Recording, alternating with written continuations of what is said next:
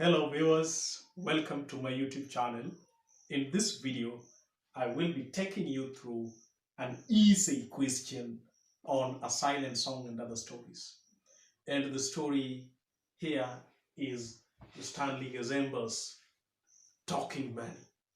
I've always insisted to most students and teachers that we need to tackle the short story.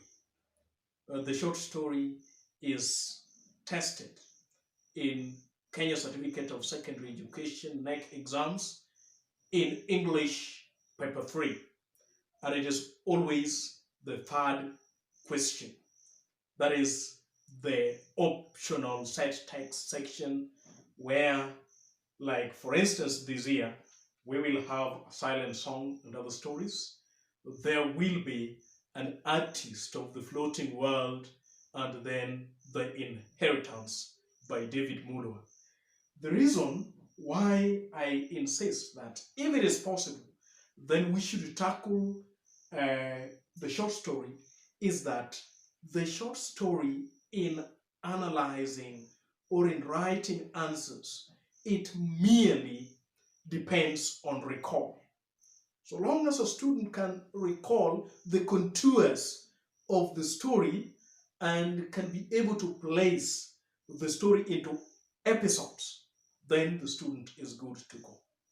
I experienced that in the end term examinations when my students did not understand the meaning of the questions, but then there are still students who scored 15 and even 16. So if you're interested in knowing this trick, stay with us up to the end of the video. And to my viewers, I want to thank you very much for the support, for the subscription. Again, to those who are new here, kindly hit on that subscribe button so that anytime we produce a video like this, YouTube will automatically notify you.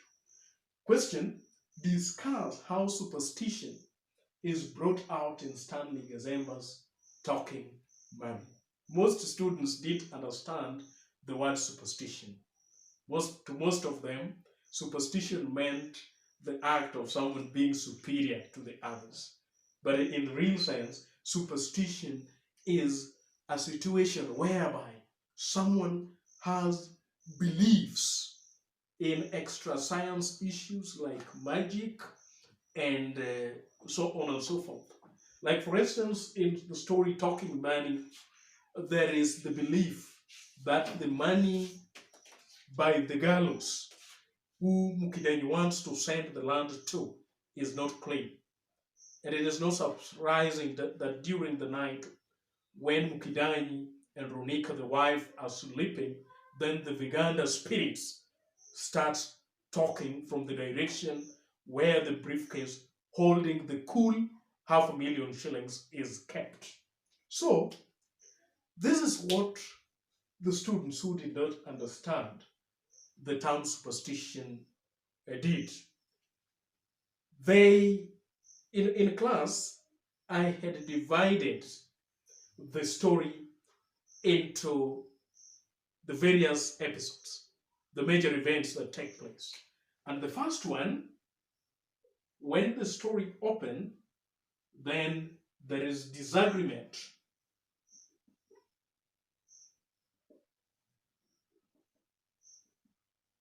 between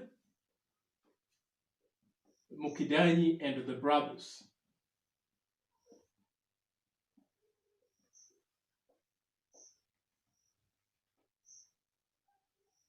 Secondly,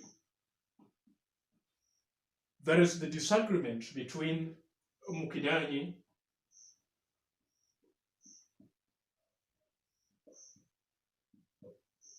and the neighbors.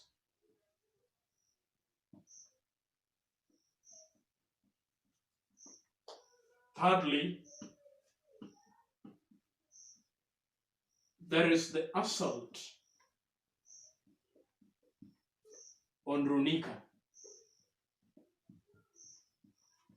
When Runika tries to tell Mukidanyi to listen to his brothers Agoya and Guseiwe, Mukidanyi looks to the ceiling and removes the hippo hide whip and assaults Ronika.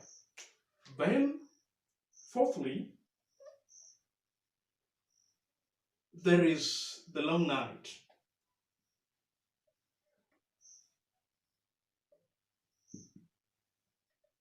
And during the long night, money in the briefcase starts speaking. Magu, Magu.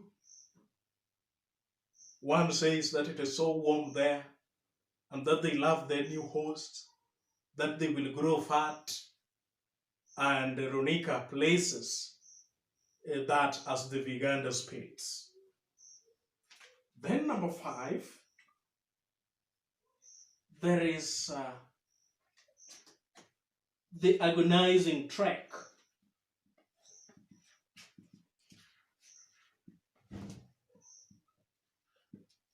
To the gallows.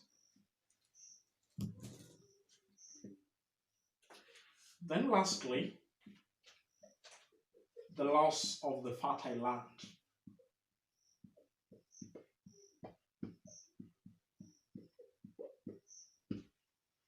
So most of my students did not understand superstition, but they were able to recall the major episodes of the story. So after doing the introduction, and by the way, sometimes introduction does not even depend on the points. It is just a paraphrase of the question. After the introduction, then their first point was an explanation or a discussion on how Mukidanyi disagreed with his brothers Agoyer and Gosaiwe. Explained well. Secondly, in the second point, they talked about how after Mukidanyi has driven away Agoyer and Gosaiwe, he throws, he hurls something to the wall, and the neighbors are frightened. Nobody wants to face him. Nobody wants to correct him. Then lastly, thirdly, the assault on Ronika. Then for most of them, the last point was the discussion of the long night. So at the end of the day, the candidates were scoring marks. Fair, fair, fair, fair. Put together, that is around 8 marks in the content. And by the way, that is what formed a part of the marking scheme. Because the superstition here is that there is belief that the money by the gallows, whom Mukidanyi wants to sell the land to, is not clean. And that is what leads to Mukidanyi disagreeing with the brothers. Well explained, gives you a full mark. Secondly, that is again what brings about the kind of tension that exists between Mukidanyi and his neighbors. That is again what brings the assault on Ronika when he tries to question Mukidanyi and tries to advise him that he needs to listen to Agoya and Gosaiwe, and he should not sell the land to the gallows. The money is not clean. Or if he has to carry out a transaction with them, then at least he should lease the land. And then again, after being given the 500,000 shillings, puts into a briefcase under the bed. That is what leads to that long night when the Viganda spirits begin speaking, and the agonizing trek to the gallows, where he tries to walk and he trips what appeared like around 100 meters distance now became the longest walk that he had ever undertaken. And lastly, Mukidanyi loses his fertile land because already he has signed the papers for the transfer of the land.